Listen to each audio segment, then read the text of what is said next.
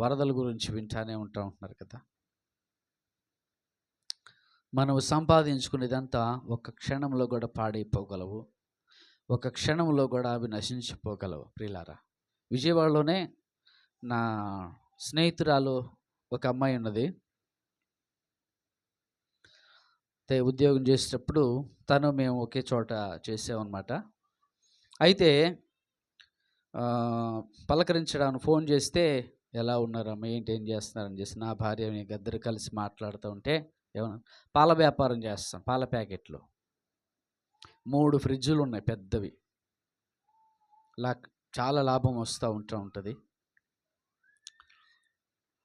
ఒక్క 10 నిమిషాలు అలా వచ్చి మొత్తం లేపేసేసినాయి అంట.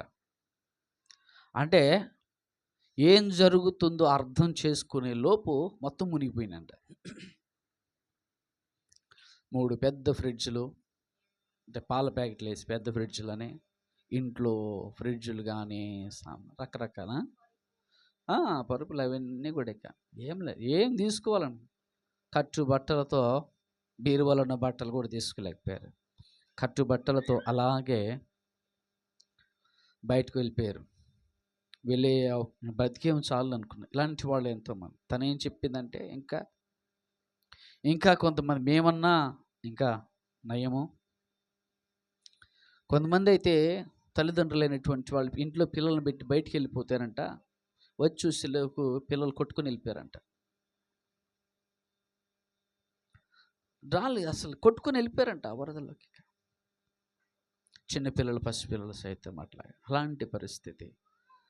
కాబట్టి మన జీవితము, యవనస్తులు, పెద్దలు, పురుషులు, స్త్రీలను వినండి, మన జీవితము అల్పమైనది. కేవలము ఒక్క బుడమేరు కాలువ వస్తేనే అట్లాగా. ఆ దినాల్లో, నోవహు దినాల్లో,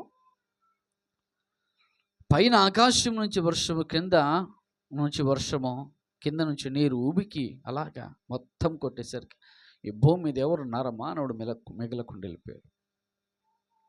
హల్లెలూయా. కాబట్టి ప్రియులారా, మన జీవితము అల్పమైనది. ఎలాంటిది? అల్పమైనది ప్రియులారా. ₹1 పెట్టేసి ఏదేదో కొనుక్కున్నారంట. ట్రాక్టర్లు లేవు, తల్లిదండ్రులు కూడా లేరు, అయిపోయినాయి. ఇంకొకతను చెప్తున్నది ఏంటంటే, ఇంకొక ఆమె 3 కోట్లు పెట్టి కొన్నదంట హౌస్. ఎన్ని? అలాగా ఎన్నో కథలు, జరిగిన సంఘటనలు చాలా ఉంటున్నాయి. మనము సజీవులంగా ఉన్నామంటేది దేవుని కృప. ఏంటి? దేవుని కృప. ఆ కృపగల దేవునికి 2 చేతులు స్తోత్రం చెప్దాం. స్తోత్రం, స్తోత్రం, స్తోత్రం, స్తోత్రం, స్తోత్రం, స్తోత్రం, స్తోత్రం. హల్లెలూయా. ప్రియులారా, ఈరోజు ప్రభు మనతో ఏం మాట్లాడుతున్నా అంటే, మన జీవితంలో మన నాలుకని చాలా జాగ్రత్తగా చూసుకోవాలి. మన నాలుకతో వచ్చేటువంటి ప్రమాదాలు ఏంటి, మన నాలుకతో కలిగేటువంటి మేళ్ళు ఏంటి? నోరు, నాలుక. చెప్పండి, ఏంటి? నోరు, నాలుక. ఒక నిజంగా జరిగిన సంఘటన మీకు ఒకటి చెప్తాను, వినండి దయచేసి శ్రద్ధగా. నన్న బాక్స్ ఇటువైపు తిప్పండి, కాస్త బాక్స్ మన వైపు తిప్పండి దయచేసి.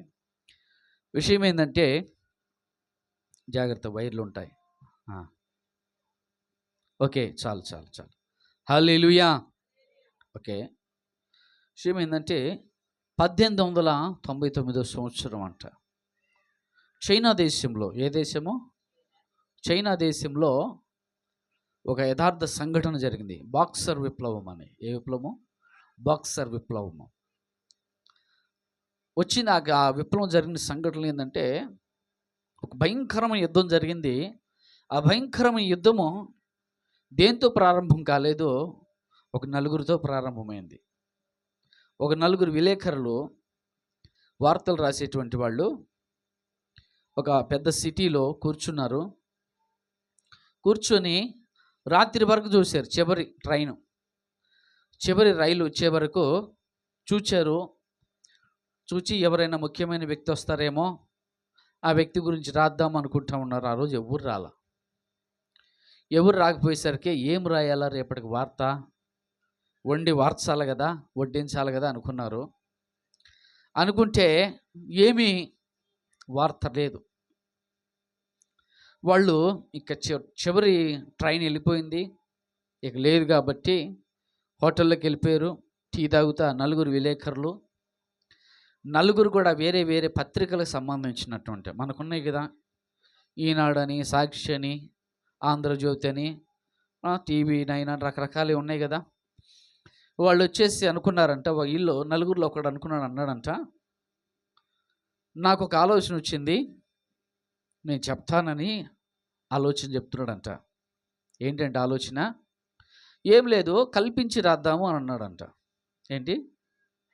కల్పించిన కట్టుకథ అల్లుదాము, అది అల్లితే బాగుంటుంది అని అన్నాడంట. ఈలోపు ఆ ముగ్గురు కూడా అది ఎంత బాగుంది ఎందుకులే అన్నారంట. కానీ వేరే అవకాశం లేదు వాళ్ళకి. ఈలోపు ఇంకో వ్యక్తి అన్నాడు, లోకల్లోది అయితే వద్దు,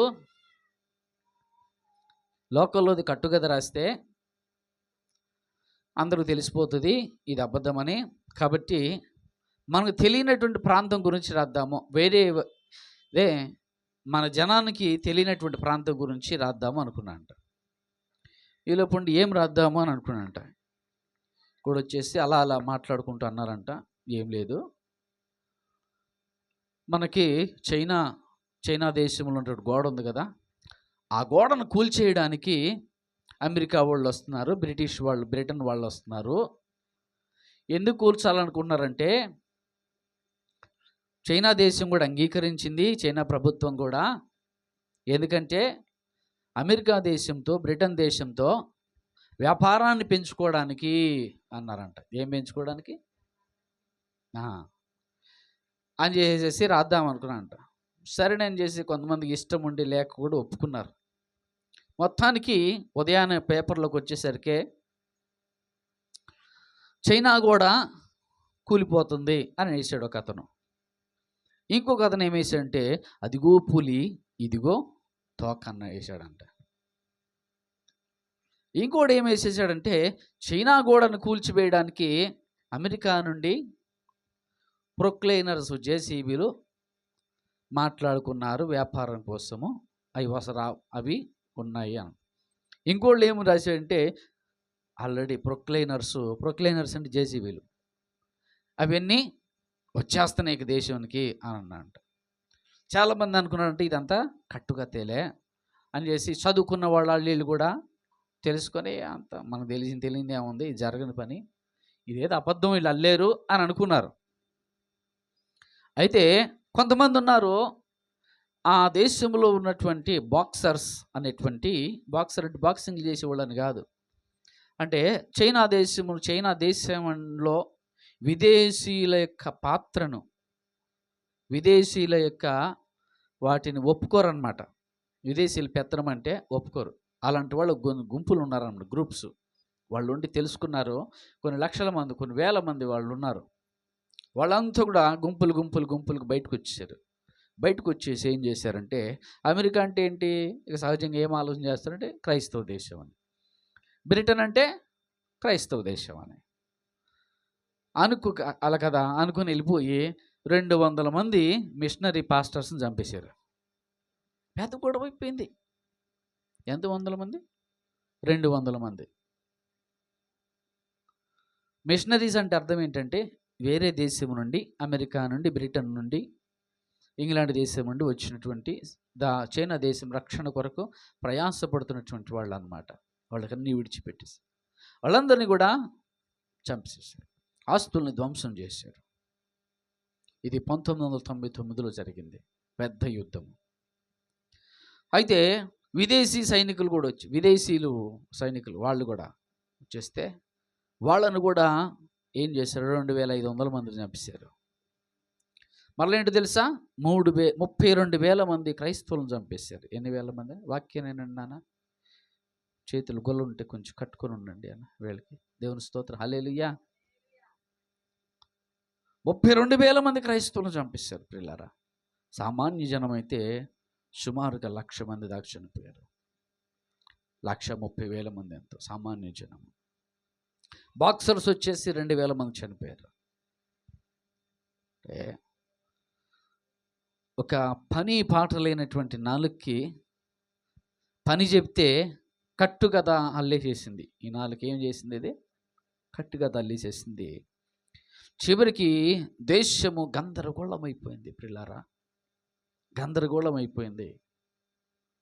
ప్రియులారా, మనమందరూ కూడా ఒకసారి ఈ యాకోబు రాసినటువంటి పత్రిక 3వ అధ్యాయం తీద్దాము దయచేసి.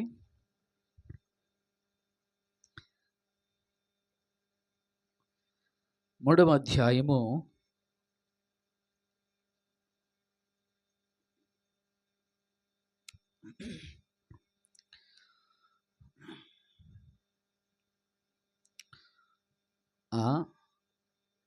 1 నుంచి చదువు. 3వ వచనం నుండి, గుర్రములు మనకు స్వాధీనము మనకు లోబడుటకై నోటికి కళ్ళెము పెట్టి వాటి శరీరమంతయు త్రిపుదుము గదా. ఓడలను కూడా చూడుడి, అవి ఎంతో గొప్పవై పెనుగాలికి కొట్టుకొని పోబడినను ఓడ నడుపు వాని ఉద్దేశము చొప్పున మిక్కిలి చిన్నదగు చుక్కాని చేత త్రిప్పబడును. అలాగునని నాలుక కూడా చిన్న అవయవమైనను బహుగా అదిరిపడును. ఎంత కొంచెము నిప్పు ఎంత విస్తారమైన అడవిని తగలబెట్టును. నాలుక అగ్నియే. నాలుక మన అవయవములలో ఉంచబడిన పాప ప్రపంచమై సర్వ శరీరమునకు మాలిన్యము కలుగు చేయుచు ప్రకృతి చక్రమునకు చిచ్చు పెట్టును. అది నరకము చేత చిచ్చు పెట్టబడును. చాలండి, దేవుని స్తోత్రం కలుగును గాక. ఏదంటే భక్తుడైనటువంటి యాకోబు. ఈ యాకోబు ఎవరంటే యేసు ప్రభువారి సహోదరుడు. ఈ రాసినటువంటి ఈ పత్రిక రాసినటువంటి యాకోబు యేసు ప్రభువారి సహోదరుడు. ఇతను వచ్చి అక్కడ ఉన్నటువంటి యూదులకు రాశాడనమాట చాలా విషయాలు. అయ్యా, నాలుక జాగ్రత్త అని చెబుతున్నాడు. ఏం జాగ్రత్త ఏంటంట? నాలుక జాగ్రత్త. ఆ నాలుక గురించి చెప్పడానికి ఏం చేస్తున్నాడంటే, బాగా అర్థం కావాలంటే ఎట్లాగా నేను అర్థం చేస్తానంటే, గుర్రానికి కళ్ళెము ఎలాంటిదో అర్థమవుతుంది కదా. అంటే ఇప్పుడున్న తరానికి అర్థం కాకపోవచ్చు, కొంతమంది పెద్దలకు అర్థమైంది. గుర్రానికి నోటికి కళ్ళెం వేస్తారు కదా. అంతెందుకు, మన ఎద్దు ఉంది కదా, ఎద్దు ముక్కుకి ఏం చేస్తారు? ఏమంటారు దాన్ని? ముగుదాడు వేసేసి ఏం చేస్తారు? ఎందుకు వేస్తారు ముగుదాడు? మాట తినడానికి. ఇట్లా లాగితే ఇట్లా రావాలి, అది ఇట్లా లాగితే అలా వస్తూ ఉంటుంది. దేవుని స్తోత్రం కలుగును గాక. ఆమేన్, హల్లెలూయా. అలాగే గుర్రానికి కళ్ళని కూడా నోటికి వేస్తారు. నోటికి వేసేసి ఏం చేస్తారంటే కంట్రోల్ చేయడానికి, దాన్ని ఏం చేస్తారు? స్వాధీనపరుచుకోవడానికి కూడా నోటికి ఏం చేస్తారు? గుర్రం నోటికి కళ్ళెం వేస్తారు. అది ఎలాగే తిప్పబడుతూ ఉంటుంది. కళ్ళెం ఏం చేస్తుందంటే గుర్రాన్ని తిప్పుతూ ఉంటుంది మార్గాన్ని. అలాగే ఓడ ఉంటుంది కదా, ఓడ కూడా చుక్కాని అని అన్నారు. మీకు చుక్కాని అంటే అర్థం కాకపోవచ్చేమో, కానీ లోపల నీళ్ళల్లో ఉంటా ఉంటుంది, పెద్ద చక్రం లాగా ఉంటుంది, వీల్ అనమాట. దానికి పెద్దగా చక్రం అంటే టైర్ కాదు మరలా, అది ఓకేనా, ఫ్యాన్ లాగా ఉంటుంది అనుకోండి. పెద్ద పెద్ద ఓడలు ఉంటామంటే దా ఫ్యాన్ ముందు మనం నిలబడ్డామనుకో, అది ఎక్కడో పెద్దగా ఉంటా ఉంటుంది, దాంట్లో సగం కూడా ఉండం మనం. పెద్ద ఓడలకి అంత పెద్దగా ఉంటాం. అయితే దాంతోనే తిప్పబడతాయి ఏంటి? ఓడలు. అంటే ఎవరు చెప్తుంది ఈ ఉదాహరణలో? యాకోబు. ఎవరు చెప్తున్నాడు? యాకోబు ఎందుకు చెప్తున్నాడు తెలుసా? నాలుక గురించి చెప్పడానికి గుర్రం గురించి చెప్తున్నాడు, మరలా ఓడ గురించి చెప్తూ అలాగుననే అలాగే కూడా తిప్పబడుతున్నాయి. అలాగే కూడా నాలుక కూడా చిన్న అవయవమైనను. గుర్రం ఎంతో పెద్దగా ఉంటుంది కదా, కానీ అది దాని కళ్ళేమో చిన్నది. ఓడ చాలా పెద్దగా ఉంటుంది.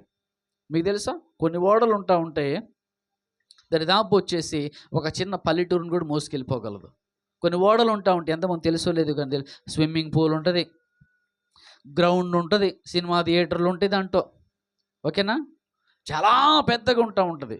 విమానాలు ఉంటాయి కదా, విమానాలు, హెలికాప్టర్లు అన్నీ కూడా అలాంటివి ఎన్నో వచ్చేసేసి దాని మీద ఉండగలరు. అంటే అంత పెద్దది కూడా ఏం చేస్తుంది తెలుసా? ఒక్కదానితో ఏంటి చుక్కాని చేత తిప్పబడతా ఉంటాం, ఇటైతే ఇటు, ఇటైతే ఇటు. దేవుని స్తోత్రం కలుగును గాక. అలాగే నీ శరీరం కూడా, నీ శరీరాన్ని ఏం తిప్పుతుందో తెలుసా? నాలుక. దేవుని స్తోత్రం, హల్లెలూయా. అది నాలుకలోనే మీకు కొంతమంది నోట్లో నాలుకలే ఉండు పాపం. దేవుని స్తోత్రం, హల్లెలూయా. అది దేవుని నాన్న మహిమ కలుగును గాక. అలా కాబట్టి చూడండి ప్రియులారా, నాలుక అగ్నియే. నాలుక ఏందంట అంటే అగ్ని కొంచెము, ఇదిగో చిన్న అగ్ని, అగ్గి పుల్లంత రవ్వ సాల్ అంత కూడా అవసరంలా. ఒక రాయిని అట్లా అనుకుంటే ఆ రవ్వే ఏమవుతుంది తెలుసా? అడవిని తగలబెట్టేస్తుందంట. అట్లాగా నీ జీవితాన్ని కానీ, ఎవరి జీవితాన్ని కానీ నాశనం చేయగలిగింది ఏంటి చెప్పండి? ఏంటి? నాలుక. అందరూ చెప్పండి పక్కన వాళ్ళకి, నీ నాలుక జాగ్రత్త అని చెప్పండి. పక్కన వాళ్ళు నా వైపు చూస్తున్నారు, అసలుగా నా వైపు చూస్తుంటే ముందు నీ నాలుగు జాగ్రత్త అన్నట్టుంది నన్ను. దేవుని స్తోత్రం కలుగును గాక. కరెక్టే, నేను వింటాను. నేను కూడా నా నాలుగు కూడా జాగ్రత్తగానే ఉండాలి. దేవుని స్తోత్రం, హల్లెలూయా. బిగ్గర చెప్పండి హల్లెలూయా. బిగ్గర చెప్పండి హల్లెలూయా, హల్లెలూయా. ముందు భార్య భర్తల మధ్య గొడవ ఎట్లా స్టార్ట్ అయ్యింది తెలుసా? మాటలతో. ఎట్లాగా? మాటలతో స్టార్ట్ అయిపోద్ది. కొంతమంది ఉంటారు, భార్య భర్తలు ఉంటారు. ఎందుకు కొట్టావంటే ఆమె తిడుతుంది, నేను కొట్టానంట. ఎందుకమ్మా నువ్వు తిడుతున్నావు అంటే ఆయన కొట్టాడు, నేను తిడుతున్నా. సరిపోతుంది అట్లాగా. అంటే చివరికి ఏమైపోతుంది అంటే మాటలతో ప్రారంభం అవుతూ ఉంటుంది. కాబట్టి అదేంటంటే అగ్ని. ఏంది? నాలుక అగ్ని. దేవుని స్తోత్రం కలుగును గాక. దేవుని స్తోత్రం, హల్లెలూయా. బిగ్గర చెప్పండి హల్లెలూయా. నీ శరీరం అంతటిని కంట్రోల్ చేసేది. పాపాన్ని తీసుకురావాలన్నా నాలుకే. ఓకేనా? నాశనం చేయాలన్నా నాలుకే. మన నాలుగు గురించి ఇంకొక మాట చెప్తున్నాడు. నాలుగు గురించి ఓకే, ఈ మాట తర్వాత చెప్దాము. ఇప్పుడు ఆ చైనా దేశము గందరగోళం అయిపోవడానికి, అన్ని లక్షల మంది చనిపోవడానికి కారణం ఏంటి?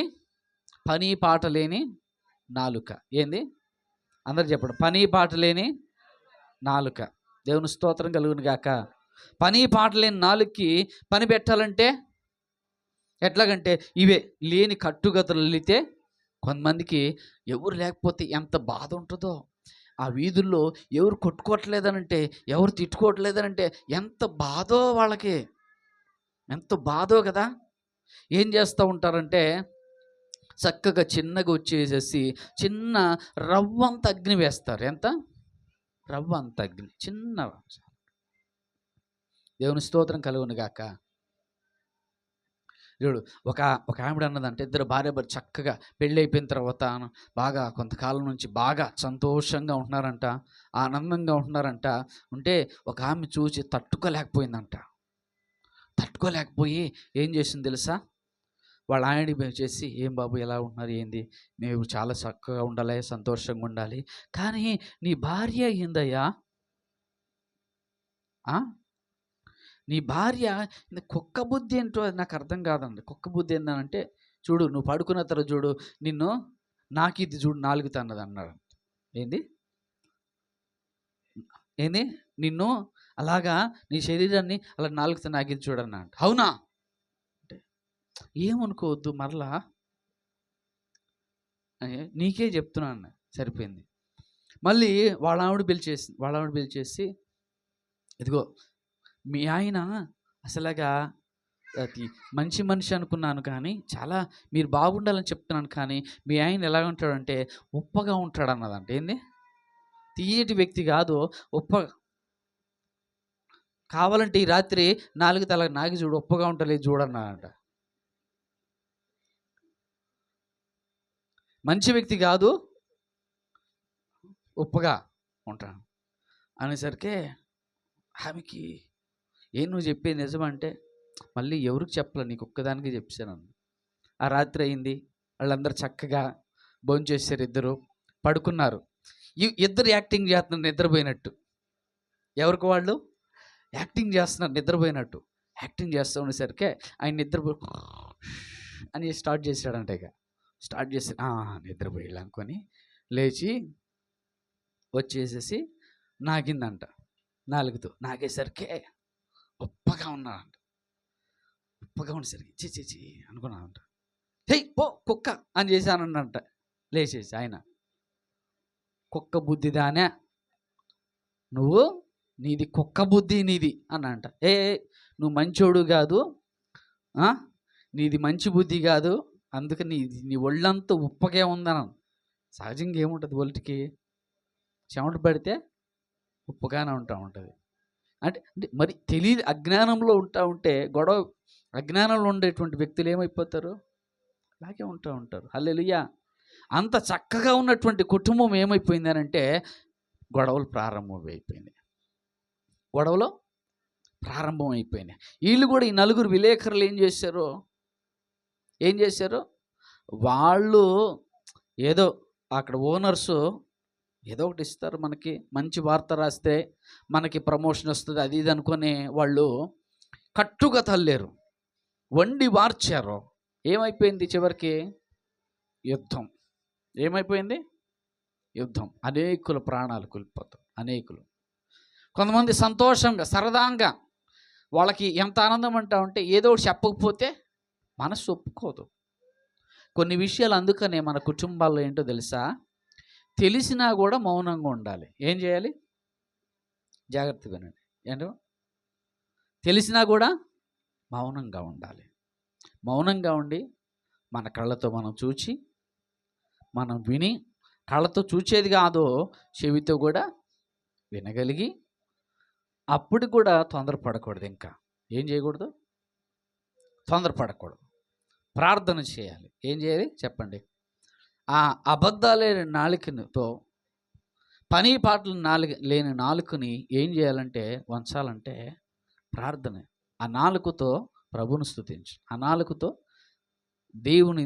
దేవునితో మాట్లాడితే ఏమైపోతుందంటే కుటుంబం కట్టబడుతుంది. ఏం చేయబోతుంది, కుటుంబం అనేది కట్టబడుతుంది. హల్లెలూయా. రెండు చేతులు చెప్తారు హల్లెలూయా. బిగ్గరగా చెప్పండి హల్లెలూయా. నాకు తెలిసినటువంటి ఒక సేవకులు ఆయన దగ్గరకు వచ్చి, ఆయన బాగా కొంచెము బాగుంటుంటే ఆయన దగ్గరకు వచ్చి వాళ్ళ ఆవిడ దగ్గరికి వెళ్ళిపోయి, మీ ఆయన బయట ఏమేం చేస్తున్నారో తెలుసా అన్నారంట. ఇక ఏంటి, మీ ఆయన బయట ఏమేం చేస్తున్నారు తెలుసా అంటే, ఏంటంటే ఏం చేస్తున్నారు అసలుగా మనం చెప్పలేమమ్మా మేము అన్నారంటే. అయిపోయింది. ఏంటంట, చెప్పకుండానే మేము చెప్పలేము అన్నారు. ఏమైపోతుంది మనసులో, ఇక మొలకెత్తుతుంది. కానీ ఆమె సుబుద్ధి కలిగినటువంటి స్త్రీ, మంచి వ్యక్తిత్వం కలిగింది కాబట్టి మౌనంగా ఉండి వాస్తవాలు ఏంటి అని తెలుసుకుందామని తన మనస్సు పెట్టింది. మన జీవితంలో కూడా ప్రియులారా, ఎవరో ఏదో చెప్పారని కాదు, కానీ మన జీవితం ఎలాగుండాలి, మన కుటుంబ వ్యవస్థ ఎలాగుండాలి, ఓకేనా? మన కుటుంబ వ్యవస్థ కట్టబడాలంటే మనం మౌనంగా ఉండి దేవుని సన్నిధిలో ప్రార్థనలు పెట్టాలి. కొన్ని సంఘటనలు తెలుస్తూ ఉంటాయి మన కుటుంబాల గురించి కానీ, మన ఇంట్లో వాళ్ళ గురించి కానీ.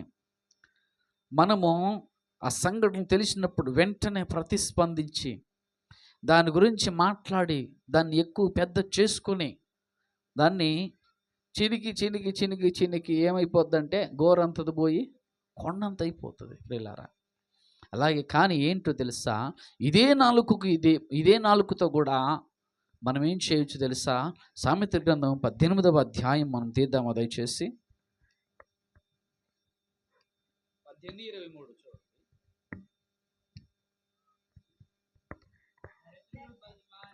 దరిద్రుడు బతిమాలి మనవి చేసుకొనును, ధనవంతుడు దురుసుగా. 23 18:23 జీవ మరణములు నాలుక వశమని ఒక 21 చదవండి. 18:21 జీవ మరణములు నాలుక వశము, దాని యందు ప్రీతి పడువారు దాని ఫలము తిందురు. దేవుని స్తోత్రం కలుగును గాక. ఇప్పుడు ఇంకో మాట చెప్పండి. జీవ మరణములు, అందరు చెప్దామా? జీవ మరణములు నాలుక వశము, దాని యందు ప్రీతి పడువారు దాని ఫలము తిందురు. ఓకే, దాని ఫలం అంటే రెండు రకాలు. జీవాన్ని గురించి మాట్లాడారా, జీవఫలం వస్తుంది. మరణాన్ని గురించి మాట్లాడామా, మరణింపజేసే ఫలము. హల్లెలూయా. గన్నేరు పప్పు తెలుసా? గన్నేరుకాయ ఎంతమంది తెలుసు? అది కూడా పండే, కానీ తింటే చెప్పండి, తింటే అంతే, జీవితం అయిపోయింది. అట్లాగే మన నాలుకని ఎలాగా జీవం కలుగునట్లు వాడామా, మన కుటుంబము హాయిగా ఆనందంగా, మన ద్వారా అనేకులు సంతోషముగా జీవిస్తూ ఉంటారు. ఆమేన్. హల్లెలూయా. బిగ్గరగా చెప్పండి, హల్లెలూయా. ప్రియులారా, యథార్థంగా మనం ఉంటా ఉంటే, మన యొక్క నాలుకతో మనం ఆశీర్వదించడం ప్రారంభిస్తే, అందుకనే బైబిల్లో ఏముంటుంది? పేతురు రాసిన, మనం ఆశీర్వదింపబడుటకు పిలువబడితినిమి. అది పేతురు రాసిన మొదటి పత్రిక తీయండి ఒకసారి, నేను మీకు చూపించాలనుకుంటున్నాను. ఆశీర్వాదమునకు వారసులగుటకు మీరు పిలువబడితిరి. నా రెఫరెన్స్ చెప్పండి. 3వ అధ్యాయము 9వ వచనము, పేతురు రాసిన మొదటి పత్రిక 3:9. ఆశీర్వాదమునకు వారసులవుటకు మీరు పిలువబడితిరి గనుక కీడుకు ప్రతి కీడైనను దూషణకు ప్రతి దూషణ అయినను చేయక దీవించుడి. హల్లెలూయా. ఇది చాలా కష్టం మనకి, ఓకేనా? ప్రతి కుటుంబంలో కీడుకి ప్రతి కీడు. ఎవరైనా కీడు చేస్తే నాకు టైం వచ్చిందని అనుకుంటాం. ఎవరైనా బాగా హింసిస్తే నాకు టైం రాదా అని అనుకుంటా ఉంటాం, ఓకేనా? పెళ్ళైన కొత్తలో అత్త హింసించింది అనుకో, నాకు టైం రాదా అనుకుంటే ఆ ముసలిదే కొంచెం పెత్తనం పోయే వరకు ఆగుతాం. తర్వాత ఇక చూసుకో, ఏసు రక్తమే. హల్లెలూయా. ఇదేంటంటే కీడుకు, చెప్పండి, కీడుకు క్రైస్తవుల కుటుంబాల్లోనే చాలా ఉంటా ఉంటాయి, ఓకేనా? దూషణకు ప్రతి దూషణ అంటే ఎందుకంటే, అంటే మనం బైబిల్ ఏం చెప్తుంటే, ఆశీర్వాదమునకు వారసులవుటకు మీరు పిలువబడితిరి. మనం ఏంటంటే ఆశీర్వాదానికి ఆశీర్వదించాలి. అందరూ చెప్పండి, హల్లెలూయా. పక్కన వాళ్ళతో చెప్పండి, ప్రభు నేను దీవించును గాక. యేసుక్రీస్తు నామములో షేక్ హ్యాండ్ ఇచ్చి చెప్పండి ఒకసారి, షేక్ హ్యాండ్ ఒకసారి చెప్పండి. మీలో ఎంతమంది మీరు ఒక అక్క చెల్లెలు పక్క పక్కన కూర్చున్నారు? ఎవరైనా ఉన్నారా అక్క చెల్లెలు? ఎవరెవరు? ఓకే. అమ్మ కూతుర్లు పక్క పక్కన ఎవరెవరు కూర్చున్నారు? ఆహా, సూపర్. ఓకే. ఫ్రెండ్స్ అయితే ఇప్పుడు అత్త కూడా ఎంతమంది పక్క పక్కన కూర్చున్నారు? అబ్బా, బాగా అడిగావయ్యా నువ్వు. ఇది ఎక్కడో నీ 1000లో కూడా కాదు, 1000లో కూడా దొరకరేమో కొంచెం. దేవుని స్తోత్రం కలుగును గాక. ఇప్పుడు మనం అడగడం ప్రారంభించామనుకోండి, ఇక ఒక్కొక్కటి ఏమవుతుందంటే ఒక్కొక్కళ్ళ జీవితాన్ని ఒక్కొక్క పెద్ద సినిమాలు తీసేయచ్చు. ఇక దేవుని నాన్న మహిమ కలుగును గాక. ఆమేన్. హల్లెలూయా. నేను మా అత్తలేదు బతికిపోయినా. ఓకే, ఇక్కడ మనం ఒకటి జ్ఞాపకం చేసుకోవాలి. అంటే ఎవరిది తప్పు అన్నది పక్కన పెట్టేస్తే మనం ఒకటి ఏంటంటే, ఇప్పుడు మీరందరూ ఎవరు మీ మనస్సుల్లో మా అత్త తొందరగా చచ్చిపోవాలి లేకపోతే అనుకున్న వాళ్ళు ఇప్పుడే మీ కళ్ళు మూసుకొని ఒకసారి ప్రభా నేను దీవిస్తున్నాను చెప్పండి ఒకసారి. అందరూ కూడా అత్తల్ని కళ్ళు మూసుకొని ఒకసారి, ప్రభా దీర్ఘాయుష్మంతురాలుగా యేసు నామములో దీవింపబడును గాక. ఆమెను చెప్పొద్దు, మీరు నేను చెప్పిన మాటలు చెప్పండి. మీరు ఏం యేసు నామములో చెప్తారా చెప్పరా? మర్యాదగా చెప్పండి, చెప్తున్నా. హల్లెలూయా. మీరు చెప్పరా? అంటే భవిష్యత్తును ఊహించి చెప్పండి, పెళ్ళి కాకపోతే. దేవుని స్తోత్రం కలుగును గాక. ఆమేన్. హల్లెలూయా. యేసు నామములో ఉన్న అత్త, కాబోయే అత్త దీవించబడును గాక. యేసు నామములో దీర్ఘాయుష్మంతురాలుగా దీవించబడును గాక. మీరు అనొచ్చు, అత్తనే చెప్తా, మామ ఎందుకు వదిలేస్తా, ఆల్రెడీ మామను దీవిస్తానే ఉంటారు. దేవుని స్తోత్రం. హల్లెలూయా. హల్లెలూయా. ఎక్కడ చూసినా కానీ మామతో కంప్లైంట్లు ఉండవు, సమస్య ఉండదు. ఓకేనా ప్రియులారా? నేను మీకు చెప్పాలనుకుంటే ఏంటంటే, ఇక్కడ ఏంటంటే నేను కథ దేవుని చెప్తుంది. జీవ మరణములు 4వ వశము. మళ్ళీ ఏమంటున్నాడు? ఆశీర్వాదమునకు వారసులవుటకు పిలువబడుతుంది. నువ్వు ఆశీర్వాదానికే వారసురాలివి. నువ్వు దేనికి? ఆశీర్వాదానికే వారసులు మనం, శాపానికి కాదు. అఫ్కోర్స్ ఇప్పుడు మీరు ఇంతకుముందు ఒకవేళ బహుశా ప్రార్థనలు కూడా చేస్తారు కొంతమంది, ప్రభు దీన్ని తీసే త్వరగా, పేడ వదిలిపోయింది, దీన్ని బాధ తట్టుకోలేకపోతున్నాం. ఓకేనా? ఆ ప్రార్థన చేస్తే వెనక్కి తీసేసుకోండి. ఏం చేయను? ప్రభా ఈరోజు నేను దీవిస్తున్నాను, ప్రభా దీవించబడిన వర్తిల్లును కాక. ఆమేన్. హల్లెలూయా. యేసు రక్తమే. ఆమేన్. హల్లెలూయా. ఇక్కడ చెప్పండి, హల్లెలూయా. చాలా కష్టం అనిపిస్తుందా? ఒకవేళ చాలా కష్టం అనిపిస్తుందా? పొరపాటున అత్తే పరకల్లోకి వెళ్ళింది అనుకో, నువ్వు కూడా అక్కడికి వెళ్తావు. అదే ఇంట్లో నిన్ను పెట్టాడు అనుకో, ఇద్దరు అత్త కూడా పో, నేను ఇక్కడ ఉన్నాను, నీ దగ్గర ఉన్నాను. ఇంకో చోట, ప్రభా ఈ ఉన్న చోట నేను ఉండనంట. ఉండవా? సరే ఇంకో చోట కొంత వెళ్తావా అంటే, ఎక్కడికి ప్రభా అంటే నరకానికి. ఇంకో చోట ఎక్కడ ఉంటుంది? నరకం. అంతే. యేసు రక్తమే. హల్లెలూయా. దేవుని నామమున మహిమ కలుగును గాక. ఆమేన్. ఆమేన్. ఒకటే జ్ఞాపకం చేసుకుని నేను ఒక చిన్న చిట్కా చెప్తా, ఓకేనా? ఏదో నా జ్ఞానాన్ని బట్టి కాదు కానీ దేవుని వాక్యాన్ని బట్టి చెప్తా. ఏం లేదు, ప్రశాంతంగా మోకరించేసి ఒకసారి చూడండి, యేసయ్య ఎలా క్షమించాడో నేను కూడా అలా క్షమించాలి. మోకరించి ఏం చేయాలి మనము? యేసయ్య ఎలా క్షమించాడో ఎలా క్షమించేసాడు. ఓకే, మోకరించేసుకుని అలాగే ఎప్పుడైతే ఒకసారి యేసయ్య ప్రేమ నాలో ఉంది, అందరు చెప్పండి, ఇట్లా చేయి పెట్టుకోండి, క్రీస్తు ప్రేమ నాలో ఉంది. చెప్పండి, దగ్గర చెప్పండి, క్రీస్తు ప్రేమ నాలో ఉంది, తండ్రి అయిన దేవుని ప్రేమ నాలో ఉంది. ఇవ్వండి అయ్యా కాదు, ఓకేనా? నీలో ఉంది. ఎప్పుడైతే యేసయ్యను అంగీకరించావో, యేసయ్య, తండ్రి అయిన దేవుడు, మరలా ఇంకా పరిశుద్ధాత్మ, అందరూ కూడా ముగ్గురు ఏకత్వము. ముగ్గురు కాదు, వాళ్ళు ఒకే దేవుడు. ఎవరు? తండ్రి, కుమార, పరిశుద్ధాత్మలు త్రిత్వం ఒకే దేవుడే. వాళ్ళ వచ్చేసి తండ్రి, కుమార, పరిశుద్ధాత్మలు నీలోనే ఉంటాడు ఆయన. ఆమెన్ చెప్పండి. ఆమెన్. క్రీస్తు నాలో ఉన్నాడు.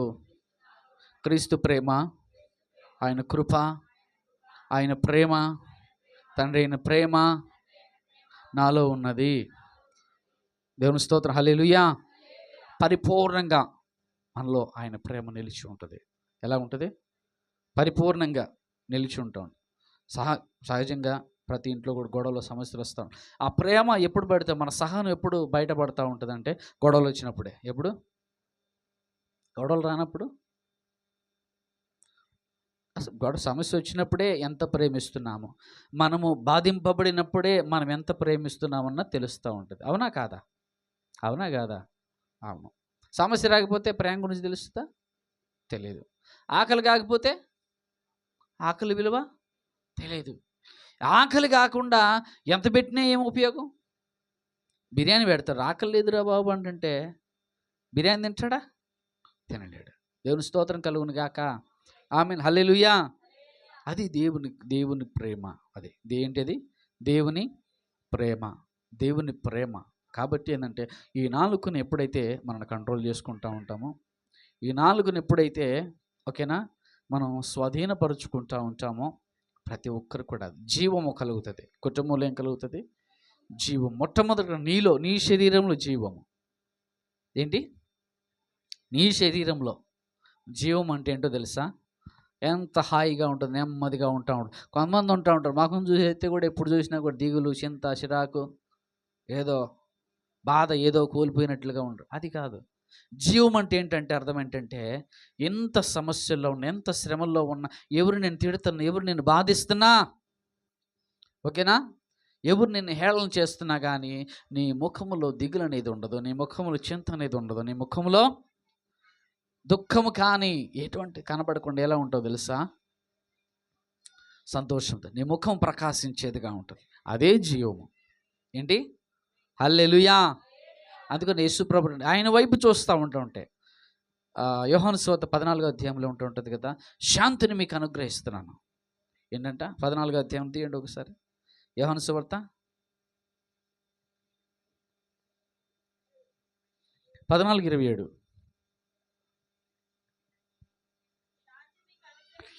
శాంతి మీకు అనుగ్రహించి వెళ్ళుచున్నాను, నా శాంతిని మీకు అనుగ్రహించుచున్నాను. లోకం ఇచ్చినట్టుగా నేను మీకు అనుగ్రహించట్లేదు. మీ హృదయమును కలవరపడనీయకుడి, వెరవనీయకుడి. దేవుని స్తోత్రం కలుగును గాక. ఏంటంట? శాంతిని మీకు అనుగ్రహిస్తున్నాను. ఎలాగంటే అది లోకం ఇచ్చినట్టుగా కాదు. ఎలాగది? లోకం ఇచ్చినట్టుగా కానే కాదు. అది యేసయ్య ఇచ్చేటువంటి శాంతిలో ఎలా ఉంటుందంటే, లోకం ఇచ్చేది వేరు, యేసయ్య ఇచ్చే శాంతి వేరు. అది ఎలా ఉంటుందంటే, లోకం ఇచ్చే శాంతిలో ఏదో అలా వచ్చినట్టు ఉంటుంది, పోతూ ఉంటుంది. ఎలా ఉంటుంది తెలుసా? కొంతమంది నవ్విస్తారు సినిమాల్లో కానీ, ఏం చేస్తారు వాళ్ళు, యాక్టర్స్ నవ్విస్తారు. ఏదో కొంతసేపు ఏముంటుంది తెలుసా? బాధ అనిపిస్తాం కొన్నిసార్లు ఎలా ఉంటుందో తెలుసా? ఏదో తిన్నప్పుడు హాయిగా ఉన్నట్టు ఉంటుంది, ఇష్టమైన తిన్నప్పుడు, ఇష్టమైన వ్యక్తిని చూసినప్పుడు, ఇష్టమైన స్థలాలకు వెళ్ళిపోయినప్పుడు, ఇష్టమైనటువంటి వాటిని మనము పంచుకుంటున్నప్పుడు మీకు ఆనందం ఉండొచ్చు. కానీ యేసయ్య ఇచ్చే శాంతి ఎలా ఉంటుందంటే తెలుసా? అది ఎంతో హాయిగా ఉంటుంది. ఇది ఆ శాంతిలో జీవం ఉంటుంది. ఏముంటుంది ఆ శాంతిలో? జీవం ఉంటుంది. ఏమో రెండు చేతులు స్తోత్రం చెప్పండి, హల్లెలూయా. బిగ్గర చెప్పండి, హల్లెలూయా. దేవాదీన మహిమ కలుగును గాక. ఆమేన్, హల్లెలూయా. యేసయ్య ఇచ్చే శాంతి, సమాధానము, ఆయన యొక్క శాంతి ఎలాంటి చాలా గొప్పదే. చిన్న ఉదాహరణ చెప్పి నేను మీకు ముగిస్తాను. ఒకసారి ఒకానొక దేశంలో ఏం చేశారంటే అధికారులు ఏం చేశారంటే, అనటోలి అనేటువంటి వ్యక్తి ఉన్నాడు, భక్తుడు. ఆయన దగ్గర ఆయన అరెస్ట్ చేశారు. ఎందుకో తెలుసా? ప్రభువు నమ్ముకున్న, బైబిల్ చదువుతున్నాడని. నాస్తిక దేశం అది, రష్యా దేశము. ఇప్పుడు క్రీస్తు నెరిగిన దేశంగా ఉంది, కానీ క్రీస్తు నెరిగిన దేశంగా ఉంది, కానీ అంతకుముందు నాస్తికులు, దేవుడు లేనటువంటి వాడు. ఆయన అరెస్ట్ చేసేసి జైల్లో పెట్టారు. జైల్లో పెట్టి ఎందుకు అరెస్ట్ చేసిందంటే, ఇతను బైబిల్ చదవకుండా ఉంచాలా. ఏంటి? బైబిల్ చదవనీయకూడదు అని చేసి 120 రోజులంట, సుమారుగా 120 రోజులు, 134 రోజులు, సరి గుర్తులేదు. ఏం చేశారంటే, ఎవరిని కలవనివ్వకుండా ఏం చేశారంటే ఒక్కడనే ఉంచారు. అతనికి భోజనం పెట్టేవాళ్ళు మాత్రమే కనబడుతున్నారు, ఎవరు కన్నా. ఆ తర్వాత మళ్ళీ వదిలేస్తావా, బైబిల్ చదవడం ఆపేస్తా, బైబిల్ తీసేస్తావా, వద్దంటావా, లేదు నాకు బైబిల్ కావాలన్నాడు. మరలా కొన్ని సంవత్సరాలు, దాదాపు 13 సంవత్సరాలు, ఇన్ని సంవత్సరాలు సుమారుగా అన్ని సంవత్సరాలు మరలా చాలా బాధ పెట్టారు, కఠినమైనటువంటి పనులు చేపించారు. జాగ్రత్త వినండి మీరు, కఠినమైనటువంటి పనులు చేపించారు. చివరికి రిలీజ్ చేస్తా అన్నారు. ఆ బైబిల్ తీసేసుకుంటా వెళ్ళిపో అన్నారంట. బైబిల్ తీసుకొని వెళ్ళిపోయాకన్నారంట. ఆయన అన్నారంట, దేవుని వాక్యము లేనటువంటి ఈ స్వేచ్ఛ కానీ, ఈ విడుదల కానీ నాకు అవసరం లేదు. ఏంటి? ఆయన వాక్యము లేకుండా, ఆయన గ్రంథము లేకుండా, ఈ జీవ వాక్యము లేకుండా నాకు విడుదలొద్దు, మళ్ళీ నన్ను కావాలని లోపలేసింది అన్నాడు. ఒక ఆఫీసర్ వచ్చేసి అన్నాడు, పిచ్చోడు అంటారా నువ్వు, పోరా బాబు బయటకు అంటుంటే, విడుదల ఇస్తున్న పోరా అంటుంటే, బైబిలే కావాలంటే పో అంటే. ఆయన అన్నంట, చూడండి, ఇన్ని సంవత్సరాలు నన్ను బాధ పెట్టినా కూడా నాకు సమాధానం ఎవరిచ్చారు తెలుసా? నాకు నెమ్మది ఎవరిచ్చారు తెలుసా? నేను ఇలా ఉన్నానంటే ఈరోజు కారణం ఎవరో తెలుసా? ఇదిగో ఆయన వాక్యమే. ఆయన వాక్యము నేను చదువుతున్నప్పుడు ఆయన నాతో మాట్లాడుతున్నాడు. వాక్యము నన్నేం చేసిందంటే సమాధానముతో ఉండేటట్లుగా ఈ వాక్యమే మీరెన్ని కఠినమైన బాధలు పెట్టినా కూడా ఈ వాక్యము ద్వారా నేను ఆదరణ పొందాను. ఆమేన్ చెప్పండి. ఆమేన్, హల్లెలూయా. ఈ వాక్యం ఏం చేస్తుందంటే, నీకు ఎవరన్నా భర్త బాధ పెడుతున్నాడా, పిల్లలు కానీ, లేకపోతే ఇంట్లో వాళ్ళు కానీ, తల్లిదండ్రులు కానీ, ఎవరైనా సరే, ఇరుగు పొరుగు వాళ్ళు ఎవరైనా సరే, కుటుంబీకుల ఎవరైనా బాధ పెడుతున్నారా, అయితే దేవుని వాక్యాన్ని చదువుతూ ఉండండి. ఆయన ఈ వాక్యం ఏం చేస్తుంది? మన బాధలలో మనకు ఆదరణ కలుగు చేస్తూ ఉంటుంది. ఏం కలుగు చేస్తుంది? ఆదరణ కలుగు చేస్తూ ఉంటుంది. కాబట్టి అనేకమైనటువంటి క్రైస్తవునికి, నీతిమంతునికి కలుగు ఆపదలు అనేకములు. ఓకేనా? వింటున్నారు? ఏం కలుగుతుంది నీతిమంతునికి? ఆపదలు కలుగుతూ ఉంటాయి. ఓకేనా? మీ జీవితాల్లో మీకు ఆపదలు కలగొచ్చేమో, కానీ ఆ వాక్యము నిన్నేం చేస్తుందంటే జీవింపచేస్తుంది. వాక్యం ఏం చేస్తుంది? ఆ రోజు టీవీలో విన్న, రోజు నేను సెల్ ఫోన్లో వాక్యాలను, అది కాదు, ఇది స్వచ్ఛమైనది రాయబడినటువంటి వాక్యము. ఓకేనా? ఏ వ్యక్తిని, ఏ సేవకుడైనా సరే ఈ వాక్యంలో కాపీ కొట్టి చెప్పాల్సిందే. ఓకేనా? కాబట్టి ఏందనంటే ఒరిజినల్ తీయండి, తీసి కల్పితం లేనటువంటి వాక్యాన్ని చదవండి, అర్థం చేసుకోనండి. చేసుకుంటే ఏమవుతుందంటే జీవిస్తావు, సమాధానంగా ఉంటావు. అనటోళ్ళకి ఇచ్చినటువంటి దేవుడు, సమాధానం ఇచ్చిన దేవుడు ఈరోజు నీకు, నీ కుటుంబాన్ని కూడా అనుగ్రహించునుగాక. ఆ సమాధానము ఎవరైతే ఆయన వైపు చూస్తూ ఉంటారో వారికి సమాధానం కలుగుతూ ఉంటుంది. ఆమేన్. ఎందుకంటే నాలుకని ఎందుకు కంట్రోల్ చేసుకోవాలి, నాలుకని స్వాధీనపరచుకో, నాలుక జాగ్రత్తగా అని ఎందుకని యాకోబు, భక్తుడైన యాకోబు ఎందుకు చెప్పాడంటే, ప్రియులారా, ఆది అపోస్తుల కార్యములు 2వ అధ్యాయములు మీరు తీసి చదివినట్లయితే తర్వాత అయినా సరే, పరిశుద్ధాత్ముడు 120 మంది మేడగదిలో ఉన్నటువంటి 120 మంది మీదకి వచ్చినప్పుడు ఆయన చేసింది ఏంటో తెలుసా? వాళ్ళని శక్తితో నింపింది కాదు కావాల్సింది. అక్కడ చూసింది ఏంటంటే, అక్కడ అగ్ని జ్వాలల వంటి నాలుక కనపడిందంట. ఆ నాలుక ఒక్కొక్కటి ఇలాగ సపరేట్ అయిపోయింది. ఓకేనా? ఒక అగ్ని కనపడింది, ఆ నాలుకలా కనపడింది. నాలుకలన్నీ కూడా వేరైపోయి ఒక్కొక్కరి మీద వాలిపోయినాయంట. ఓకేనా? ఒక్కొక్కరి మీద వాలితే అప్పుడు ఏం జరిగింది? మొట్టమొదటి భాషలతో మాట్లాడారు వాళ్ళు. ఎలా మాట్లాడారు వాళ్ళు అంటే అర్థమైంది. నాలుకలాగా ఎందుకు డివైడ్ అయిపోయి ప్రత్యేకించబడి వాళ్ళ మీద ఎందుకు వాడే పరిశుద్ధాత్ముడు అంటే, నువ్వు జీవించాలంటే నీ నాలుకను కంట్రోల్ చేయాలి. ఆమేన్. పరిశుద్ధాత్ముడు ఆధీనంలోనికి మనం రావాలంటే మన నాలుక, వాళ్ళ నాలుకనే పరిశుద్ధాత్ముడు ఏం చేశాడు? కంట్రోల్ చేశాడు. అప్పుడు వాళ్ళలో భయం పోయింది. అప్పుడు దాకా భయంతో లోపలన్నీ కూడా మూసేసుకుని ప్రార్థన చేసుకుంటున్నారు వాళ్ళు. ఎప్పుడైతే పరిశుద్ధాత్మ చేత అభిషేకింపబడ్డారో వాళ్ళ నాలుక కంట్రోల్